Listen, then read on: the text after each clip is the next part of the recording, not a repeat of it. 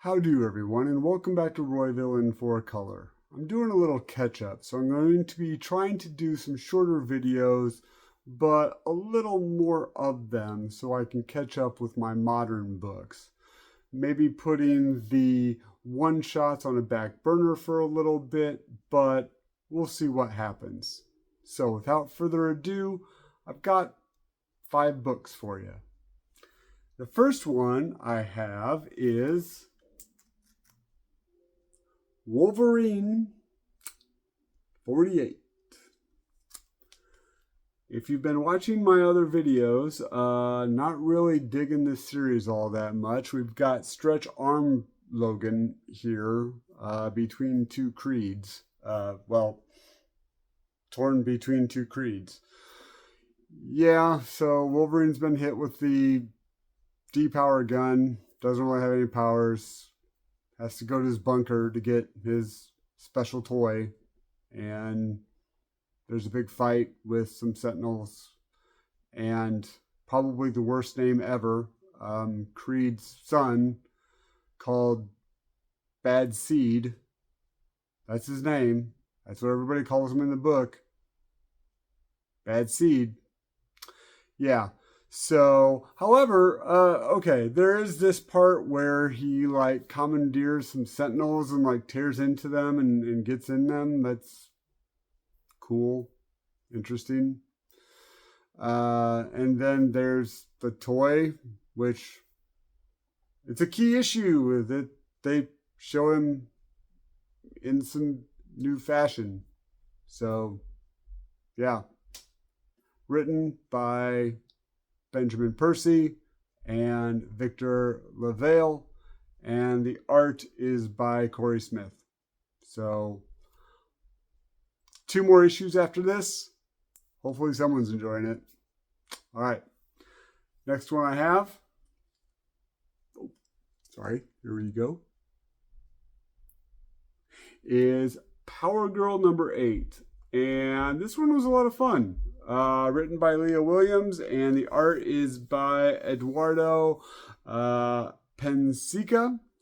And basically, this is a tie-in to the House of Brainiac, and basically what's happening with the big fight in Metropolis, where everyone is getting stolen, all the powered people, all the Kryptonians and people that are basically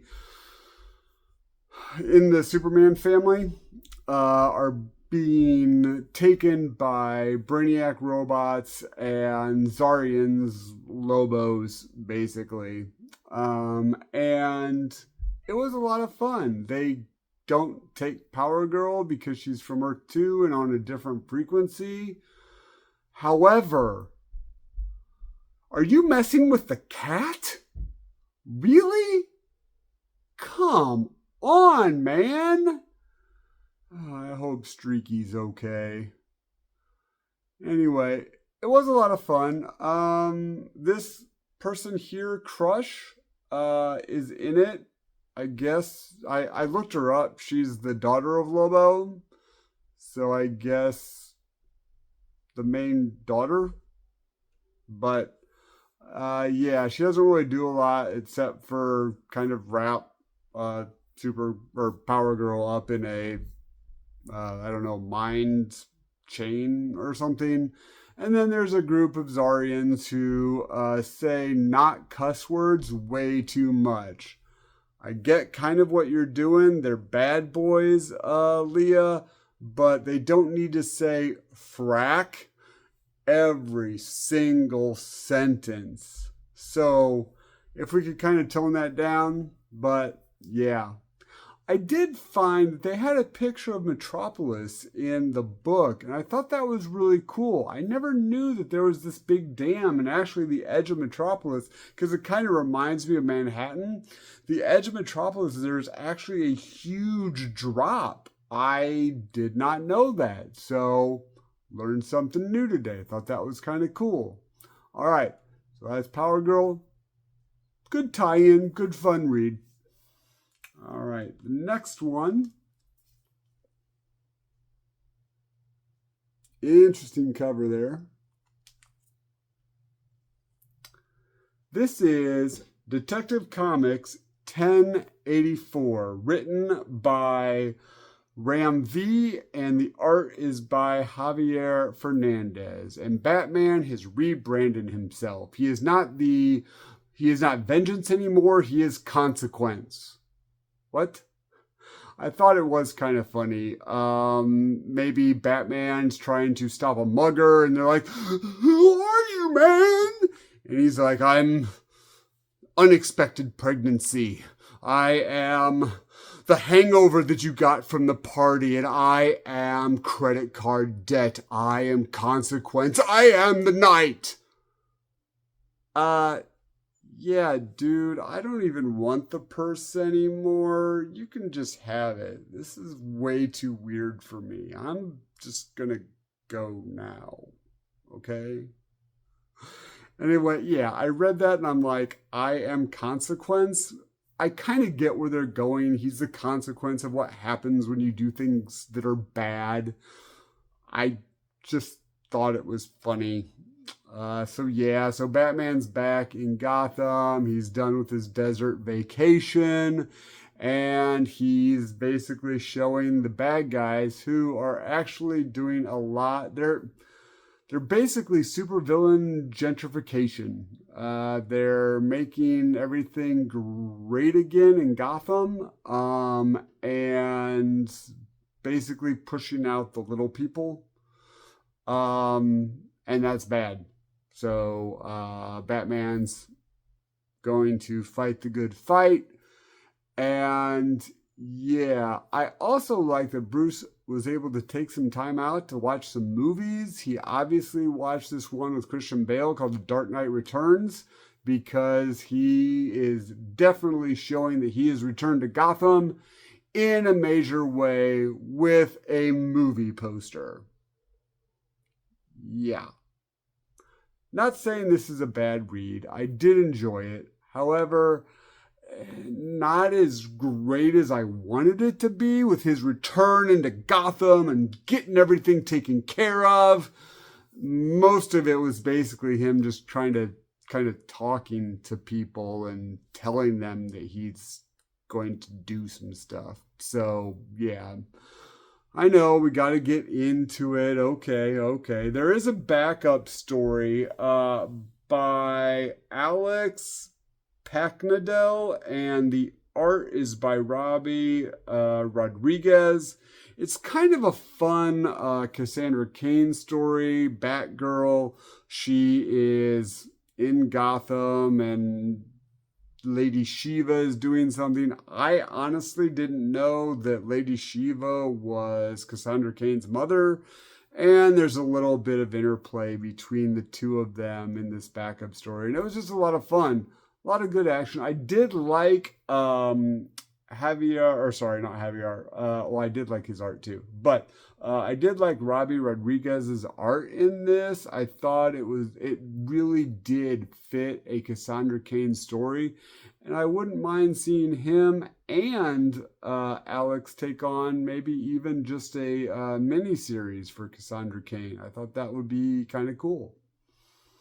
All right. The next one I have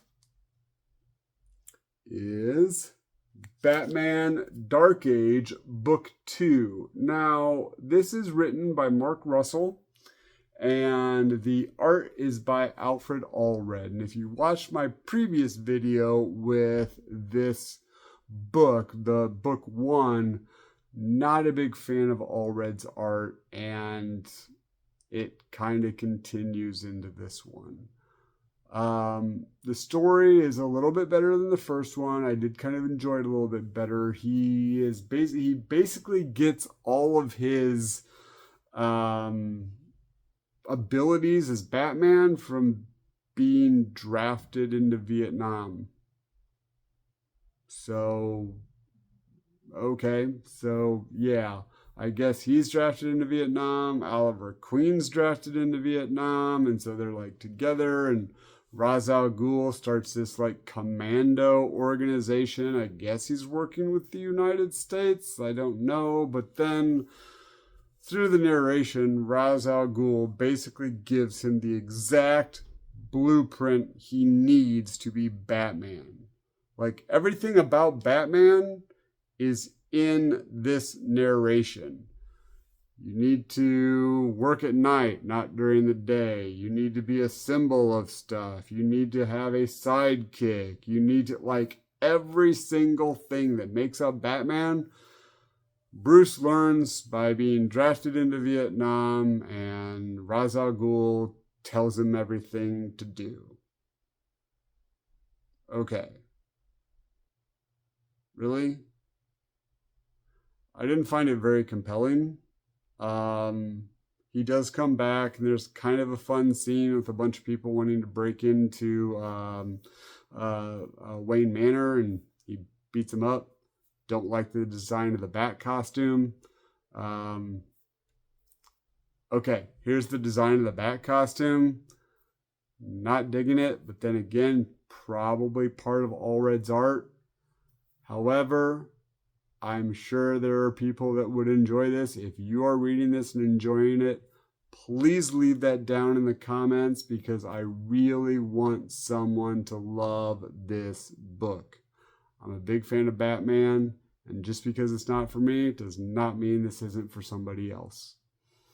All right, so the last book I have for you is a new one I've been starting to pick up. I got the last issue. I got this issue. It is Amazing Spider-Man number 48.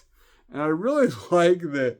So they're falling, they're fighting, and you can see them also in the glass of the building. I thought that was just, I don't know, it just made me smile that they had that little bit of detail in there. So this continues the story. It is by Zeb Wells and Todd Nowak. And this continues the story of Ben Reilly and Janine Chasm. Ben Reilly, Peter Parker clone. Chasm trying to get his memories back. And Janine Hallows Eve, my girl, my new main girl in the Marvel Comics. She's not on the cover. Get her on the cover, guys. Basically continuing trying to help him get his memories back. And they strap him into the Winkler device. The Winkler device? They use this term for this machine a lot in this comic. And every time I read it, I was just like, hey, like Henry Winkler. Seriously, I don't even think it was created by a guy named Winkler. Why did you call it the Winkler device? Totally took me out of it. You might as well have just called it like the Fonz machine. Anyway, so, however, it is still a really good story. Come to find out that the bad guy was a bad person, and there's a betrayal. Of course, curse your sudden but inevitable betrayal. And still, though, a fun read. A lot of good pathos for Janine as she's talking to someone about why she's helping Ben, and is Ben just bringing her down? Should she maybe not be with Ben and be her own person? I really like that because, again, I really like the Hallows Eve character. Marvel, get her an ongoing series, please. And there was some good stuff. Yeah, Peter Parker was in this, by the way. Spider-Man was in this comic, by the way. Just so you're aware, I did not forget him. He is in this thing. And there's a lot of good stuff with him trying to help out Ben and the like. So those are my comics. Those are the 5 comics. I'm going to bring out another one soon. So please, if you enjoyed this, like, subscribe, comment, hit the notification bell, leave it. I already said leave a comment, so share this video. Thank you. And remember what your mom always said. If you gotta be a dick, be a Grayson. All right. Thanks everyone for watching, and keep reading.